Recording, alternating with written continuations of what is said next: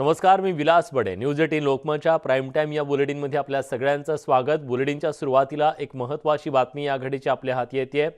अंबानी कुटुंबीय मुंबई सोडून जाणार नाहीत. वृत्तपत्रातील बातम्या ह्या अत्यंत निराधार असून माध्यमातल्या या बातम्या खोडसाळपणाच्या आहेत. लंडनमधील घर खरेदीबाबत स्पष्टीकरण देताना अंबानी कुटुंबियांनी याच्याबद्दलचं स्पष्टीकरण दिलेलं आहे. रिलायन्स समूहाकडून याबद्दलचं स्पष्टीकरण देण्यात आलेलं आहे की अंबानी कुटुंबीय मुंबई सोडून जाणार नाही. त्यामुळे काही माध्यमांमध्ये ज्या बातम्या छापून आलेल्या होत्या त्या अत्यंत निराधार असल्याचं आज रिलायन्स समूहाकडून स्पष्ट करण्यात आलं. याबद्दल अधिक तपशीलवार माहिती देण्यासाठी आत्ता आपल्यासोबत न्यूज 18 लोकमतचे संपादक आशुतोष पाटील सर जोडले गेलेले आहेत. पाटील सर, काय नेमकं सांगितलेलं आहे रिलायन्स उद्योग समूहाकडून? विलास, एक मोठी बातमी येते की काही वृत्तपत्रांमध्ये सोशल मीडियामध्ये अशा प्रकारच्या बातम्या प्रसिद्ध झाल्या होत्या की मुकेश अंबानी यांची फॅमिली भारत सोडून लंडनमध्ये स्थायिक होईल. स्टोक पार्क इथे त्यांनी जे नवीन आलिशान घर घेतलंय त्या घरामध्ये ते घर सोडून मुंबई सोडून ते जातील, अशा प्रकारच्या बातम्या आल्या होत्या. या बातम्या चुकीच्या आहेत. अशा प्रकारची कोणतीही बातमी किंवा योजना नाही. या संदर्भात एक अधिकृत सूचना रिलायन्स इंडस्ट्रीज लिमिटेड कडून प्रसिद्ध करण्यात आले आणि त्यांनी हे स्पष्ट केलंय की अशा प्रकारे कोणतीही योजना मुंबई सोडून लंडनमध्ये किंवा जगामध्ये इतर कुठेही जाण्याची अशी कोणतीही योजना नाही. जे स्टोक पार्क इस्टेट जी आहे, जी नव्याने रिलायन्स समूहाने मुकेश अंबानी यांनी जी खरेदी केली आहे ही एक हेरिटेज प्रॉपर्टी आहे आणि याचा उपयोग मुख्यतः प्रीमियर गोल्फिंग आणि स्पोर्ट्स ऍक्टिव्हिटी ज्या असतील त्यासाठी एक रिसॉर्ट करण्याकरता वापरला जाईल, जे अर्थातच स्थानिक रूल्स अँड रेग्युलेशन जे तिकडची नियमावली असेल त्याच्यानुसार असेल. आणि या स्टोक पार्कचा उपयोग भारताची जी हॉस्पिटॅलिटी इंडस्ट्री जी आहे, आदरातिथ्याची जी आपली परंपरा आहे ही आणखीन त्यामुळे मजबूत होईल आणि भारताचं नाव आणखीन जगामध्ये प्रसिद्ध होईल. या दृष्टीने ही सगळी योजना आखलेली आहे. अंबानी कुटुंबीय भारत सोडून कुठेही जगात, लंडन असो किंवा इतर कुठेही जगात स्थायिक होणार नाहीत. सोशल मीडियातलं आणि प्रसार माध्यमांमधलं पूर्ण हे वृत्त जे अशा प्रकारचं होतं हे चुकीचं आहे. अशा प्रकारची सूचना मुकेश अंबानी कुटुंबियांकडून आणि रिलायन्स इंडस्ट्रीज कडून प्रसिद्ध करण्यात आलेली आहे. विलास. आशुतोष सर, याचा अर्थ ज्या बातम्या पेरण्यात आल्या त्या खोडसाळपणे पेरण्यात आलेल्या होत्या असं म्हणायचं? विलास, बातम्या चुकीच्या आहेत हे आपण स्पष्टपणे म्हणू शकतो. त्या बातम्या पेरल्या होत्या का, खोडसाळपणा होता का, याचा तपास नंतर यंत्रणा लावतीलच. पण सध्या तरी पुन्हा एकदा आपण आपल्या प्रेक्षकांना सांगूया की मुकेश अंबानी कुटुंबीय भारत सोडून कुठेही जाणार नाहीत. मुंबई सोडून कुठेही स्थायिक व्हायला, विशेषतः हे जे घर दाखवलं, एक फोटो व्हायरल झाला होता स्टोक पार्क इथलं, लंडन इथलं, या घरात अंबानी कुटुंबीय राहायला जाणार नाहीत. ही बातमी अगदी स्पष्ट आहे. लंडन मधल्या या घराचं वैशिष्ट्य काय सांगता येईल? अतिशय आलिशान असं हेरिटेज घर होतं. विशाल असं या प्रकारच्या घरामध्ये जवळजवळ 90हून अधिक बेडरूम्स असल्याचं सांगितलं जातंय. पण ही संपूर्ण योजना, विलास, आपण पुन्हा एकदा स्पष्ट करूया की भारताची आदरातिथ्य करण्याची जी परंपरा आहे आणि ही जी मोठी इंडस्ट्री आहे, हॉस्पिटॅलिटी इंडस्ट्री आपण ज्याला म्हणतो, या इंडस्ट्रीच्या याला आणखी मजबूत करायचं आणि जी स्पोर्ट्स ऍक्टिव्हिटी असेल, गोल्फ ऍक्टिव्हिटी विशेषतः असेल, या ऍक्टिव्हिटी भारताबाहेर आणखीन कशा वाढवता येतील या दृष्टीने रिलायन्स उद्योग समूहाने उचललेलं हे पाऊल होतं. त्याचा चुकीचा अर्थ प्रसार माध्यमांमध्ये, सोशल मीडियामध्ये, काही इंग्रजी वृत्तपत्रांमध्ये लावण्यात आला होता. त्यामुळे अशा प्रकारचं कोणतंही वृत्त नाही. अंबानी समूह मुंबईतच राहणार आहे. मुंबई सोडून जगात कुठेही, लंडनलाही नाही आणि जगात कुठेही स्थायिक होणार नाहीत. धन्यवाद सर, तुम्ही ह्या सगळ्या सविस्तर माहितीबद्दल.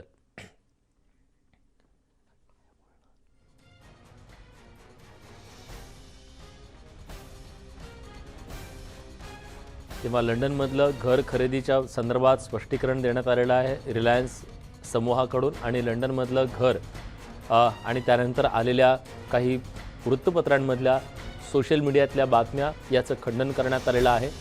अंबानी कुटुंबीय हे मुंबई सोडून किंवा देश सोडून जाणार नाही आहेत आणि त्याच संदर्भातलं स्पष्टीकरण आता रिलायन्स समूहाकडून देण्यात आलेलं आहे.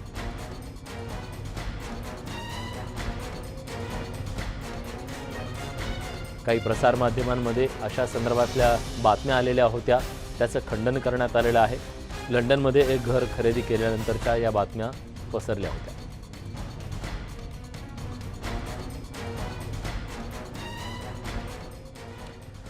यानंतर एनसीबीच्या बातमीच्या संदर्भात एक नवा ट्विस्ट आला आहे. समीर वानखेडेच आर्यन खान प्रकरणाचा तपास करणार असल्याचं सांगण्यात आलंय. कोणत्याही अधिकारी कर्मचाऱ्याला हटवलेलं नाही हे स्पष्ट करण्यात आलंय. फक्त संजय सिंग या वरिष्ठ अधिकाऱ्याची नेमणूक करण्यात आलेली आहे. जे तपास अधिकारी होते तेच कायम राहणार आहेत.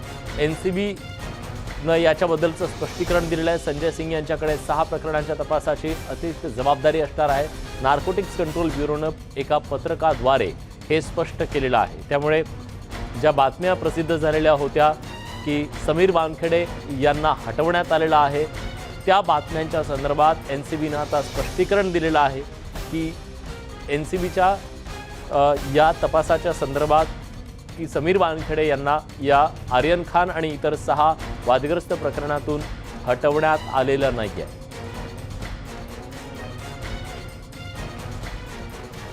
आर्यन खान प्रकरणी एक नवा ट्विस्ट म्हणावा लागेल, कारण काही वेळापूर्वीच ही बातमी आलेली होती की एनसीबीनं समीर वानखेडे यांना हटवलेलं आहे.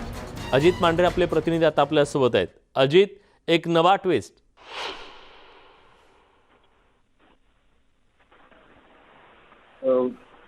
खरं तर या सगळ्या प्रकरणामध्ये नेमकं काय काय घडेल, कधी घडेल असा नेम लावता येत नाहीये. जे प्रेस नोट जी आहे अधिकृतपणे एनसीबीनं जाहीर केलेली आहे, त्याच्यामध्ये त्यांनी स्पष्टपणे म्हटलेलं आहे की आर्यन खान प्रकरणाचा तपास किंवा जे 6 प्रकरणं जी आहेत, ज्यात अरमान कोहली आहे, करण सजनानी आहे, अशी वेगवेगळी प्रकरणांची या प्रकरणांचा तपास समीर वानखेडेच करतील.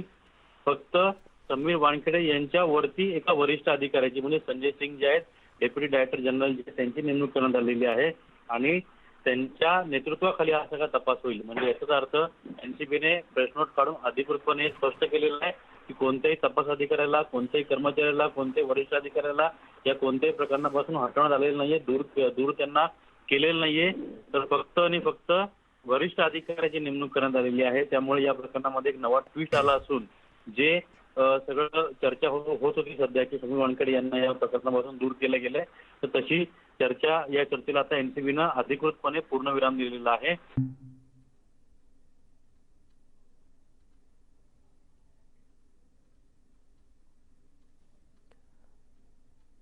अजित, माझा आवाज तुमच्यापर्यंत पोहोचतोय? काही तांत्रिक कारणामुळे माझा आवाज त्यांच्यापर्यंत पोहोचत नाहीये. पण या घडीची एक मोठी बातमी म्हणावी लागेल, कारण एनसीबीनं एक परिपत्रक जारी करून स्पष्ट केलेलं आहे की केवळ संजय सिंग या अधिकाऱ्याची, IPS दर्जाच्या अधिकाऱ्याची नेमणूक करण्यात आलेली आहे, पण यातून समीर वानखेडे यांना हटवलं गेलंय. या बातमीत काही तथ्य नाही आहे. त्यामुळे समीर वानखेडे हे सुद्धा आर्यन खान आणि इतर जे वादग्रस्त प्रकरणं होती त्याच्याबद्दल हा सगळा वाद निर्माण झालेला होता. त्या प्रकरणाचा तपास समीर वानखेडे सुद्धा करणार आहेत. समीर वानखेडे कुठली प्रकरणं करतात? समीर खान प्रकरण आहे, अरमान कोहलीचं प्रकरण, खरं तर ही सगळी वादग्रस्त प्रकरणं होती. इक्बाल कासकर प्रकरण, काश्मीर ड्रग्ज प्रकरण आणि आर्यन खान ड्रग्ज प्रकरण या प्रकरणांचा यात समावेश आहे. अजित मांढरे आपले प्रतिनिधी आता आपल्यासोबत आहेत. अजित, या संपूर्ण तपास पथकाचे प्रमुख आधी समीर वानखेडे होते. जर IPS दर्जाचे अधिकारी वरून पाठवले जात असतील तर आता समीर वानखेडेंना त्यांना रिपोर्ट करावा लागेल. नक्कीच विलास, जर आपण पहिल्यापासून जर पाहिलं त्याच्यामध्ये मुसा अशोक जैन नावाचे एक वरिष्ठ अधिकारी होते. त्यांना समीर वानखेडे सगळी प्रकरणं सांगायचे, कशा पद्धतीनं कोणत्या प्रकरण तपास कुठपर्यंत आलेला आहे. फक्त या विशिष्ट प्रकरणासाठी आता वेगळ्या अधिकाऱ्याची नेमणूक केली गेलेली आहे, कारण का जे आरोप प्रत्यारोप होत आहेत, ज्या गोष्टी समोर येत आहेत, काही तांत्रिक कारणामुळे अजित यांचा आवाज आपल्यापर्यंत नीट पोहोचत नाहीये. आपण पुन्हा त्यांच्याशी संपर्क करण्याचा प्रयत्न करूया.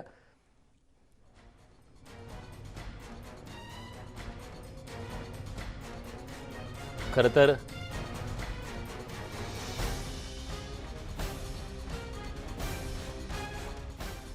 पुढे पुढच्या बातमीकडे. राज्य सरकार जनतेला निश्चित दिलासा देणार आहे, पण केंद्र सरकारनं राज्याच्या जीएसटीचं देणं लवकर द्यावं, म्हणजे लोकांना अशा प्रकारची मदत करण्याचा निर्णय घेता येईल, असं शरद पवार यांनी म्हटलंय. देवेंद्र फडणवीस यांनी त्याला प्रत्युत्तर दिलंय. पाहूया पवारांचा टोला आणि फडणवीसांचं त्याला उत्तर काय.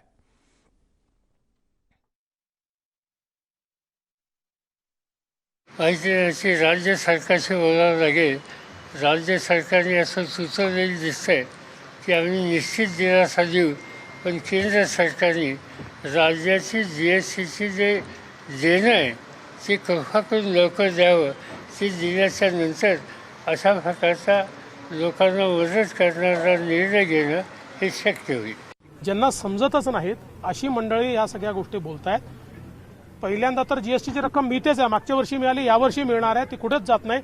पण केंद्राने 5 रुपये टॅक्स कमी केला की ऑटोमॅटिक 7 रुपये टॅक्स कमी होतो. आमचं म्हणणं तो 10-12 रुपये करा ना. केंद्र सरकारनं पेट्रोल आणि डिझेलच्या दरात कपात केल्यानंतर त्यावरून राज्यात मात्र आरोप प्रत्यारोपांच्या फैरी झडत आहेत. आजही याच मुद्द्यावरून मंत्री जितेंद्र आव्हाड यांनी केंद्र सरकारच्या निर्णयावर हल्ला चढवला, तर भाजपचे आमदार राम कदम यांनी महाविकास आघाडी सरकारमधील नेत्यांनी केलेल्या टीकेला प्रत्युत्तर दिलं. लोकसभेमध्ये जोरदार फटका बसल्यानंतर जे काही केलं आहे त्याचं काही फार कौतुक भारतात होतं असं नाही आहे. खरं तर गेले 3 वर्ष गरीब माणसाच्या खिशातनं त्याचे पैसे काढण्याचं कामच केंद्र सरकारने केलं. आंतरराष्ट्रीय बाजारपेठेमध्ये तेलाचा भाव पडल्यानंतरही आपल्या इथे पेट्रोल आणि डिझेल कमी नाही झालं. हे आत्ताच का कमी झालं? आपण आम्ही बसू, नक्कीच विचार करू आणि त्याच्यावरती योग्य ते निर्णय महाराष्ट्र घेईल. त्याबद्दल काही कोणाला काळजी नसावी. जनता म्हणून आम्ही सगळ्यांनी कर रूपानं जो महाराष्ट्र सरकारला पैसा दिलाय त्याच्यातून वॅट कमी करा म्हणून म्हणतोय. 1 पैसा वॅट कमी करायचा नाही आणि 50 रुपये डिझेल पेट्रोलच्या बाता मारायच्या. तुमची ही फसवी आश्वासनं महाराष्ट्राच्या जनतेला व्यवस्थित ठाऊक आहे. आज या घडीला तुम्ही वॅट किती कमी करणार त्याच्यावर बोला.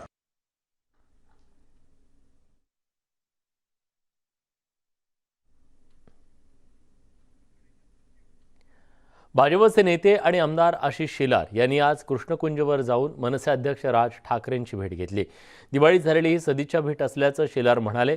राज यांना काही दिवसांपूर्वी कोरोनाचा संसर्ग झाला होता. त्यांच्या प्रकृतीची विचारपूस करण्यासाठी कृष्णकुंजवर भेट झाल्याचं शेलार यांनी स्पष्ट केलं.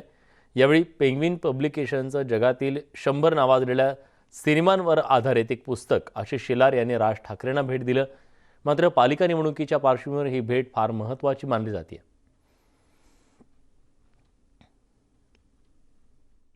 राजकारणापेक्षाही दीपावलीत एकमेकाला मित्रांनी भेटायचं असतं. दिवाळीनिमित्त आमची भेट ठरली होती. एक छानसं पुस्तक जे पेंग्विन पब्लिकेशनचं आहे, द बुक ऑन मूव्ही, जगभरातल्या 100 अशा प्रसिद्ध चित्रपटांवर असलेलं पेंग्विन पब्लिकेशनचं पुस्तक मी पाहिलं होतं, मला आवडलं होतं. दिवाळीनिमित्त आज जेव्हा भेट ठरली तेव्हा त्यांना ते दिवाळीचं पुस्तकही दिलं, तब्येतीची चौकशी केली. ही भेट केवळ आणि केवळ दिवाळीच्या शुभेच्छांचीच होती, त्याच्या पलीकडे काही नाही.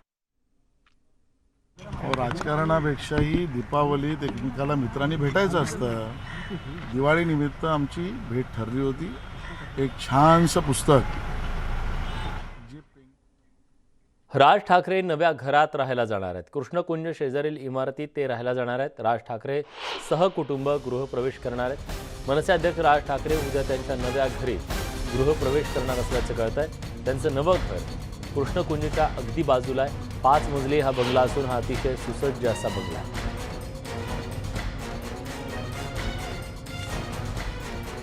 राज ठाकरे हे उद्यापासून नव्या घरात राहायला जाणार आहेत आणि त्यांच्या या नव्या घराचे दृश्य आपण बघतोय.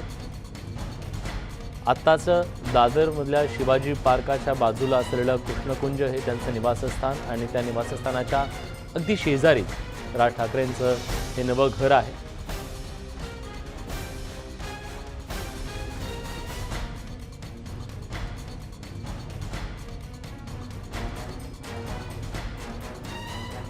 यासोबत प्राईम टाईम या बुलेटिनमध्ये एक छोटासा ब्रेक. कुठे जाऊ नका, पहा फक्त न्यूज 18 लोकमत.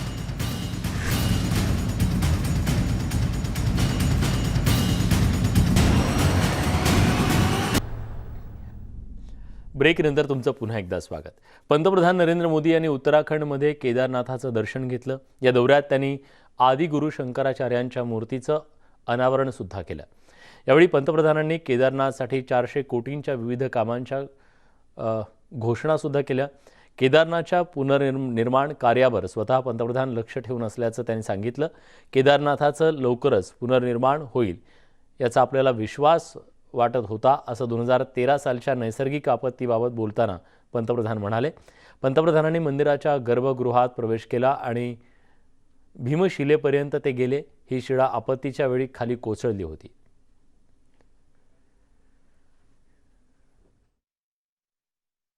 शंकराचार्य जी की समाधि एक बार फिर और अधिक दिव्य स्वरूप के साथ हम सबके बीच है.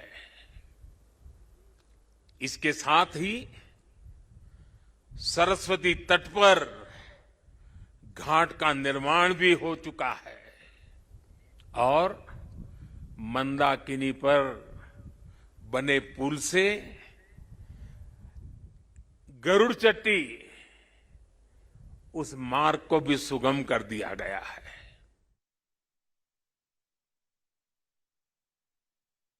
यहां की सरकार जिस तरह विकास के कार्यों में जुटी है, इसका और एक लाभ हुआ है. यहां वरना तो हम हमेशा सुनते थे पहाड़ का पानी और पहाड़ की जवानी कभी पहाड़ के काम आती नहीं. मैंने इस बात को बदला है. अब पानी भी पहाड़ को काम आएगा, जवानी भी पहाड़ को काम आएगी. पलायन रुकना है. एक के बाद एक जो निर्णय हो रहे हैं, पलायन रुकना है. मान के चलिए साथियों. केंद्र सरकारनं इंधनाचे दर कमी केल्याबद्दल गोव्याचे मुख्यमंत्री प्रमोद सावंत यांनी पंतप्रधान नरेंद्र मोदींची भेट घेतली. त्यामुळे आता गोव्यामध्ये पेट्रोलचे दर 12 रुपयांनी कमी झाले, तर डिझेलचे दर 17 रुपयांनी कमी झाले. केंद्र सरकारनं पेट्रोल डिझेलच्या दरांमध्ये मोठी कपात केल्याच्या नंतर देशातल्या इतर राज्यांनी सुद्धा आता त्यात निर्णय घेतलेला आहे. गोव्यानं याच्या संदर्भातला निर्णय घेतला आहे आणि महाराष्ट्रात सुद्धा राज्य सरकारनं या संदर्भात निर्णय घ्यावा अशी जोरदार मागणी सर्वसामान्य नागरिकांकडून होतीये. कारण गेल्या काही दिवसात पेट्रोल आणि डिझेलच्या वाढलेल्या दरांनी सर्वसामान्य माणसाला मोठा फटका बसला, त्याच्या खिशाला कात्री लागली. पण केंद्र सरकारनं ही सातत्यानं होणारी वाढ थांबवली आणि त्यात कपात केली. यानंतर बातमी एका भीषण अशा स्फोटाची आहे. फटाके घेऊन जाणाऱ्या स्कूटरचा स्फोट झाला आणि या स्फोटात बाप लेकाचा जागेवर मृत्यू झालाय. तामिळनाडूच्या बिल्लुपूरमधली ही घटना आहे. स्फोटात आणखी 3 जण जखमी झाल्याचं कळतंय. अत्यंत भीषण असा हा स्फोट, त्याची दृश्य सीसीटीव्हीत कैद झालेली आहेत. आपल्या लाडक्या लेकाची फटाक्यांची हौस पुरी करणारा हा बाप आणि हे दोघंही गाडीवरून जात असताना अचानकपणे या फटाक्यांचा बॉम्बसारखा भीषण असा स्फोट झाला आणि त्यात या दोघांनाही मृत्यू पत्करावा लागलेला आहे. रस्त्यावरून जाणाऱ्या इतरांना सुद्धा याच्या जवळ फटका बसला. 3 जण जखमी झाल्याचं कळतंय. काही क्षण काय होतंय हेच कळत नव्हतं, पण या स्फोटाच्या नंतर संपूर्ण तामिळनाडू हादरून गेलंय.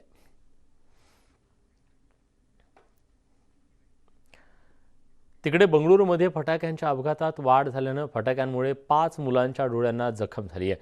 10 वर्षाखालील मुलांच्या डोळ्यांना या जखमा झाल्यात. फटाक्यांचा मुलांना धोका वाढत चाललाय. विविध ठिकाणच्या घटनेत मुलं जखमी होण्याचं प्रमाण सुद्धा वाढतंय. फटाके वाजवताना त्यामुळे काळजी घेणं अतिशय गरजेचं आहे. पालकांनी लहान मुलांना फटाके वाजवायला देताना सोबत राहणं गरजेचं आहे आणि त्यांचं आरोग्य याच्यामुळे धोक्यात येत आहे. लहान मुलांच्या डोळ्यांना होणाऱ्या या जखमा त्यांना अधूपण करू शकतात. अनेक ठिकाणी या घटना घडत असताना फटाके वाजवताना काळजी घेणं किती गरजेचं आहे हे सुद्धा अधोरेखित करतात.